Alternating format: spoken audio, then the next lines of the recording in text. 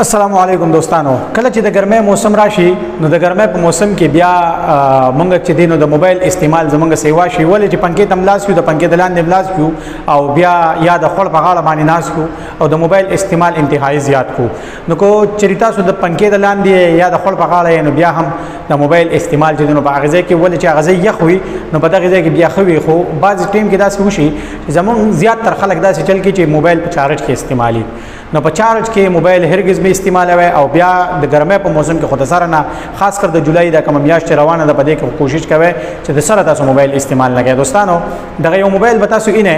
د دې کس د موبایل په ځمکه باندې پروت دی بیا که چریتا سره د جیب ته وګورئ دا موبایل د په دې جیب کې ډزیدلې دی د څه د وجې د ډزیدلې دی دا کله چې موبایل ډیر زیات ګرم شي موږ په دې استعمال ډیر زیات وکړو او بیا هغه موبایل چې دینو یخ نشي ګرم یا په ډاونلوډینګ سٹارټ یا په نور د سٹارټ او موږ ډایرکټ د جیب ته اولو یا په ډاونلوډینګ سٹارټ یا په اپلوډینګ سٹارټ نو موږ یا څه شی په اپلوډ باندې یا په ډاونلوډ باندې او هغه موبایل موږ په جیب کې کیدو نو دوستانو د ډیرو ګرمېدو د وجې نه موږ د ډیرو غټو حادثو ښکار کېدی شو. نو دوستانو انتهایی کوشش کوئ او د موبایل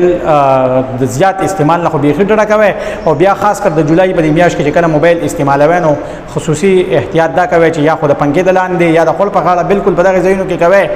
خو چې تاسو موبایل په چارج کې استعمالوئ نو هغه به چې دینو ډیر زیات نقصانات درکړي او یا که تاسو په جیب کې موبایل پروت وي او هغه ډاونلوډینګ یا په اپلوډینګ باندې نو کوشش کوئ چې په هغه باندې تاسو انټرنیټ دا بالکل بند ساتئ په وجه د دې چې تاسو د موبایل د زیاتې ګرمۍ د وجه نه ډزیدي شي او د غټې حادثې ښکار کېدی شي. نو دوستانو دا یو اصلاحي ویډیو و د نیکسټ ویډیو پورې ما مشتاق خان مدني راکې اجازه الله په امان.